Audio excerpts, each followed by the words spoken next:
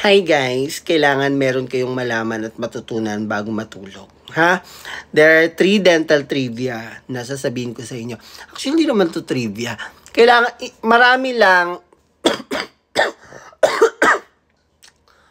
lang ng mga pasyente ang hindi alam to.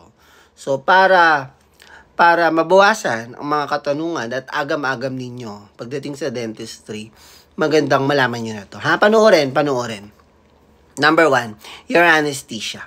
May mga pasyente na takot sa injection. No? Dok, baka pwede patulugin mo na lang ako. Dok, baka pwede isedate mo ako. Kasi hindi ko talaga kaya magpatusok ng karayo. Boba, kahit isedate ka, kahit i-general anesthesia ka, hindi ka pa rin makakawala sa tusok ng karayo. Sa local anesthesia. Anyway guys, general anesthesia is different from sedation, ha? Yung sedation, sedate ka lang, groggy ka lang. General anesthesia is patutulugin ka talaga. Unconscious, no? O, hindi mo alam, magigising ka na lang, tapos na ang surgery. Ganon, ha? So, balik tayo doon. Hindi ka ba rin makakawala sa local anesthesia? Tutusukan ka pa din. Naintindihan? Tutusukan pa din yung yung parte ng bubunutan. Ha, kahit saang parte ng katawan ka operahan, ganun ang ginagawa. No? Surgery, implants, dito, hindi mawawala ang local anesthesia. Yung local anesthesia, Dok, wala, tulog na nga ako eh. Hindi ko na kailangan ng pampamanhid. Bakit patuturukan? Hindi lang siya pampamanhid. It's also used for hemostasis. Ang lalim, hindi ko alam yun ah. Ibig sabihin, para hindi madugo ang surgery. He? Tulog ka nga. Apo-apo naman yung dugo ng pinagbubunutan. Patay ka din. Hindi, tinutusukan siya para hindi profuse bleeding. Yun na iniiwasan natin. Hindi bleeder. Hindi siya ma-bleed. Hindi siya madugo. Naintindihan? So, bakit tulog na ako, tinusukan pa rin? Para nga hindi madugo eh. No? May component ang anesthesia na vasoconstrictor. No? Para hindi mag-constrict ang mga blood vessels. Walang blood. Naintindihan? Naintindihan ba? Okay. Yan ha? Kasi iba pa yung bayad sa sedation or kung magpapa-general anesthesia ka. Kaya kung iniisip mo na parang hindi ako turukan, babayad na lang ako. May pera ka, di ba? Babayad ako, na sedation. Oh, groggy lang ako. Gawin na nila kung ano. Hoy, tutusukan ka pa din. Hindi ka makakawala. Ha? Maghanap ka ng dentista na magsesedate ng walang local anesthesia. Maghanap ka. Pero, for all I know, for hemostasis, kailangan talaga may local anesthesia. Naintindihan? Naiintindihan ba? Okay. Number 2, your canine. Pangil. No? May mga nagtatanong, Dok, mahal ba magpabunot ng pangil? Kasi mahaba siya eh. Hindi binubunot ang pangil. Ha? Poste yan ng mukha mo. Poste yan ng tahanan. Canine is the cornerstone of the mouth. Hindi siya binubunot. Kaya, Dok, sira eh. Kung masira man ang pangil mo, tanggapin mo na lang ha, you have a bad oral hygiene. Hindi, Dok. Hindi namin yan matatanggap. Gaganunin ko yung uso mo. Tanggapin mo na lang. Ha? Bad oral hygiene ka talaga. Hindi nga napapansin sa mga bungal. Naboli ko yung ballpen. Hindi nyo napapansin, pag nasira ang ngipin, ang natitira pangil. May sequence yan eh. Masisira na yung harap, masisira na yung premolars, masisira na wisdom tooth mo, yung bagang, yung sa pero pangil matitira. Di ba? Para nga sila mga ahas eh. Yung pangil na natira.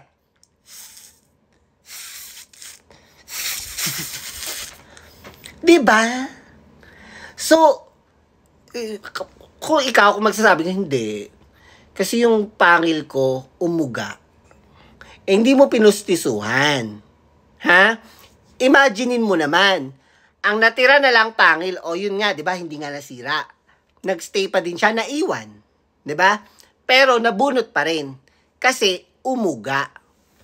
Tonta ka, hindi mo nga pinustisuhan. Di ba? Pag yun na lang ang natitira, lagyan mo na ng katulong. Ito naman para naman syunga-syunga to Common sense naman. Dalawang ngipin, sabihin na natin, pangil lang naiwan. Tapos sa baba, may mga ngipin-ngipin ka pa. Yung pangil, di ba sabi ko, ay tama, oo nga. Sabi ni Doc, pangil nga ang naiiwan. Pangil na lang natira sa akin naiwan na yon. Naiwan na nga, hindi mo pa sinamahan ng ngipin. Paano ka kakain? Sige nga. Ha? Ikakain mo, dalawa na lang yung ngipin. Siyempre, uuga yun. Kung ayaw mo umaga, magpaswero ka. O kaya yung mga pagkain, durugin mo, i-blender mo, tapos lunukin mo. Para hindi mo magamit na dalawang natitirang pangil.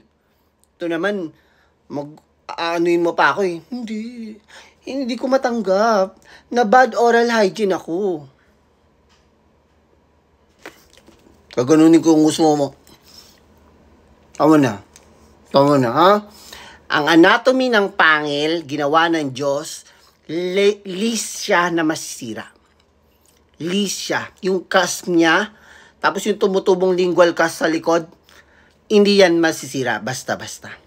Masisira yung harap, yung mga katabi ng pangil, adjacent tooth, yung lateral, yung premolars, yung first molar, hanggang wisdom tooth, pero pangil ang matitira. Ha? Science basis yan, ha? Scientific base yan.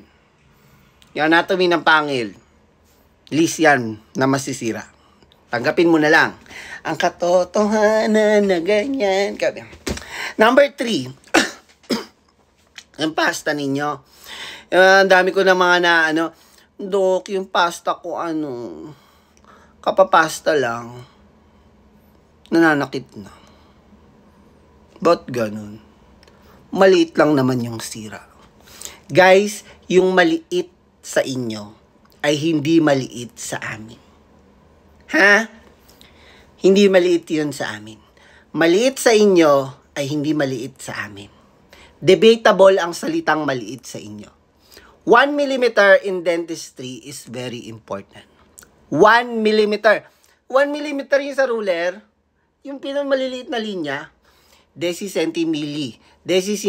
Decicentimilli micro nano pico. Yung nano, yun yung pampasta. Yung micro, microscope. Sunod nun, milli. 1 millimeter. Napaka-importante sa dentistry. Yes. Yung centi, yung isa ruler. Yung centimeters. Now, kaya, yung liit is debatable.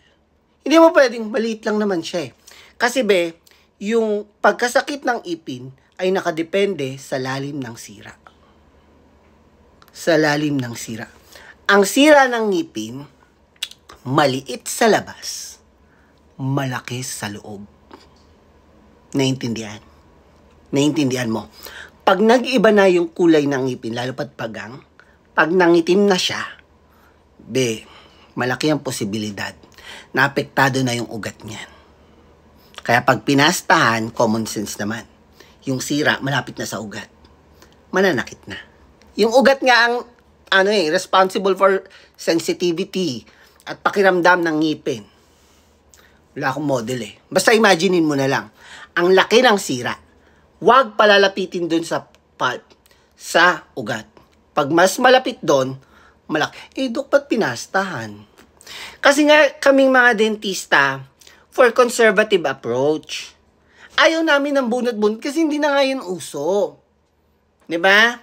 Kasi marami talagang kaakibat na problema pag pinabunot mo yung ngipin mo. Hindi na balance yung occlusion, the vertical height of occlusion decrease, magkakaroon ka ng sakit, magkakaroon ka ng possible TMD, temporomandibular joint disorder, things like those. Kaya iniiwasan namin yun. Maganda na nandun yung ngipin, no? kung sumakit, sasabihin naman yan masyado na hong malaki, ma'am. Sir, minsan, ang pasyente masyadong busy, nakikita, ilaw lang Tapos yung mga instruments na nilano sa bibig. Sometimes, yung instruction ng dentist ay hindi na, makinig kayo.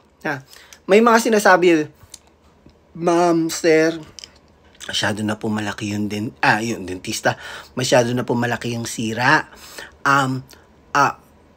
Possible po na ma-RCT na po siya. No?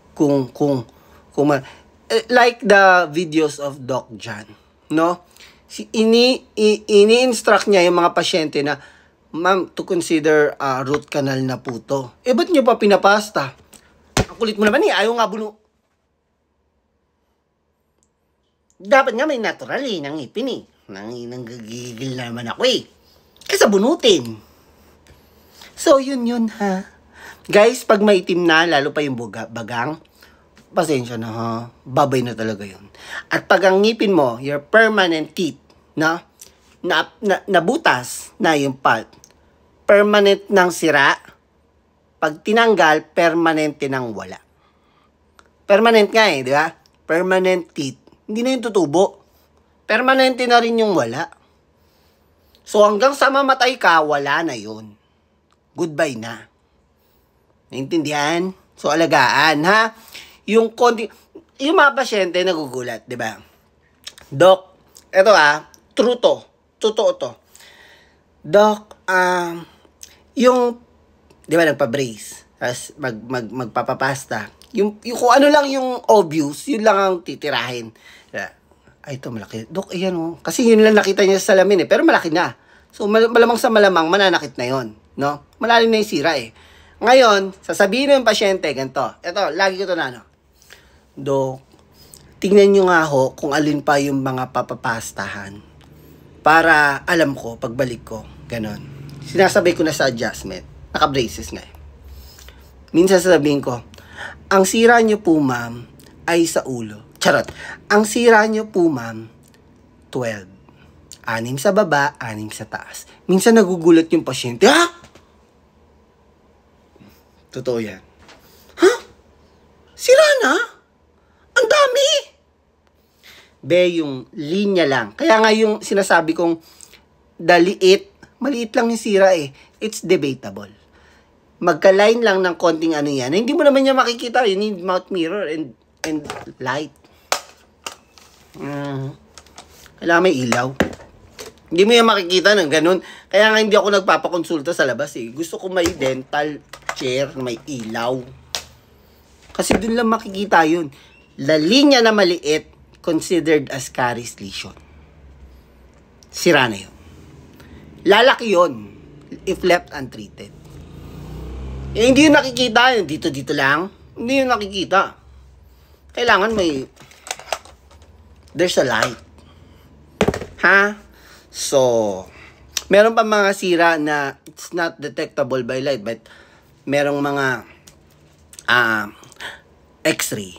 Ang radiograph na kailangan for caries detection, it's a board exam question, is bite wing. Bite wing pa din. For caries detection. Your radiograph. So, yun lang. Sana may natutunan. Love you guys.